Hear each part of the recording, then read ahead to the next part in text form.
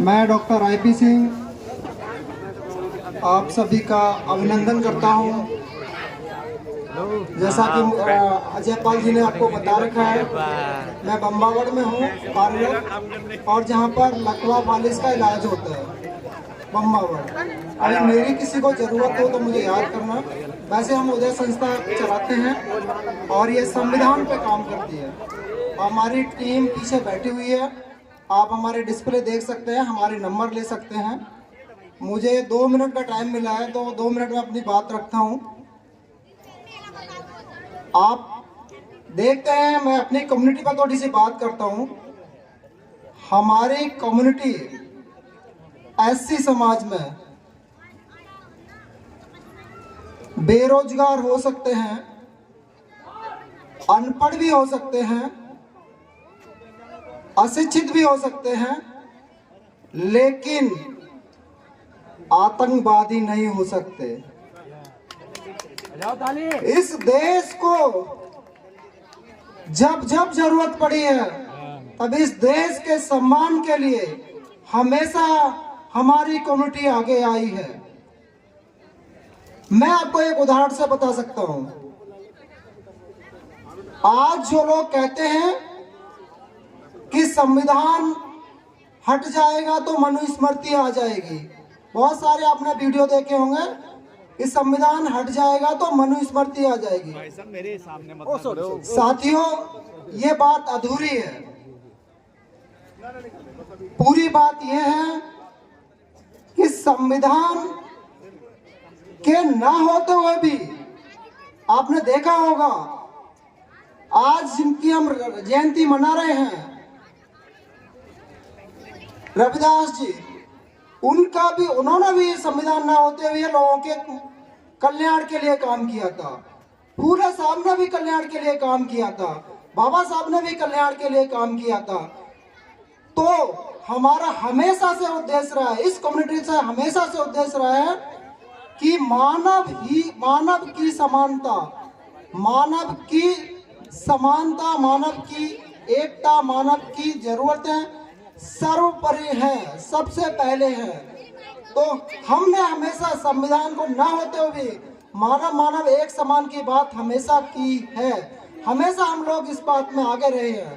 तो संविधान हमें इसलिए चाहिए कि मानव की बात होनी चाहिए, मानव की एकता होनी चाहिए, इसीलिए हमें संविधान मिलना ही चाहिए। संविधान जरूरी है। संविधान बहुत सारे लोग देखते होंगे, जानते होंगे कि इस देश का नाम भी नहीं पता होगा।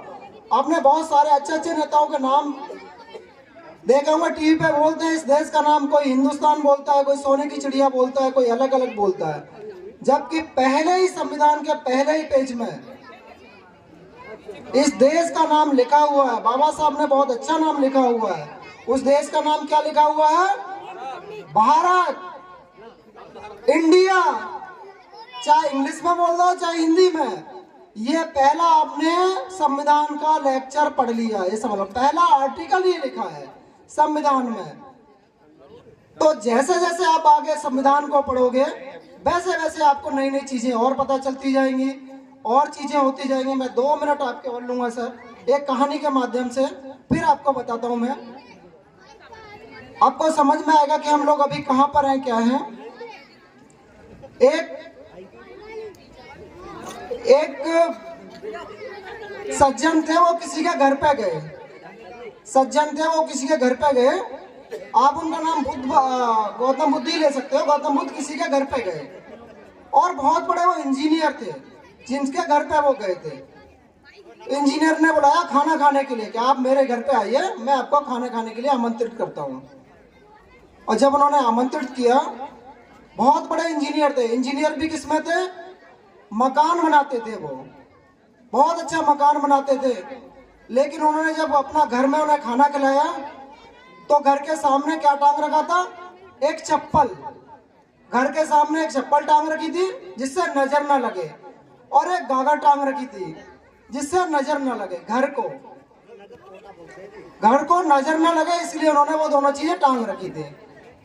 गौतम बुद्ध ने उनसे पूछा, आप ये बताइए आपने क्यों टांग रखा है ये? इंजीनियर साहब ने जवाब दिया कि साहब मैंने इसलिए टांग रखा है कि ये घर को नजर न लग जाए। उन्होंने कहा कि अगर घर को नजर लग जाएगी तो घर तो थोड़ा सा दोबारा रिपेयर हो जाएगा, लेकिन आपको नजर लग गई तो आप तो रिपेयर नहीं होगे। कृपया करके सबसे पहले जूतों की माला अपने गले में डालो। लेकिन बात यही नहीं रुकी। उस इंजीनियर ने ये बोला कि साहब इससे होता है परेशानी क्या है, आप ये तो बताइए इससे परेशानी क्या है। अगर मैंने घर के सामने गागर टांग ली, कपड़ा बांध दिया, तो इससे परेशानी क्या है। नॉर्मल हम ये कहते हैं हाथ में गले में हाथ में धागा बांध लिया, कुछ कर लिया, इससे परेशानी क्या है।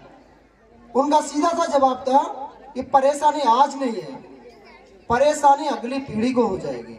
अगली पीढ़ी इसको परंपरा बना लेगी, इसको समझ लेगी कि इससे कुछ फायदा होता है, इसीलिए ये परंपरा में बन जाएगी। और आपको पता है, एक झूठ को 100 बार बोलो तब भी वो सच बन जाता है। इस झूठ को आप 100 बार बोलोगे तो वो सच में बदल जाएगा।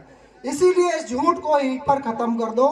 तो साथियों, मैं अपनी बात यहीं खत्म करता हूँ। मैं आपसे फिर उम्मीद करता हूँ कि हम लोग इस गांव में कभी कैडर लगाएंगे, तब संविधान की बात करेंगे। संविधान का मैंने पहला आर्टिकल आपको बता दिया कि इस देश का नाम क्या है, और आप यहाँ पर मेरी बात सुन रहे हैं। बहुत बहुत धन्यवाद आपका। मैं आईपी सिंह दोबारा से आपका अभिनंदन करता हूँ। बहुत बहुत जय भीम, जय रविदास जी, जय सराय।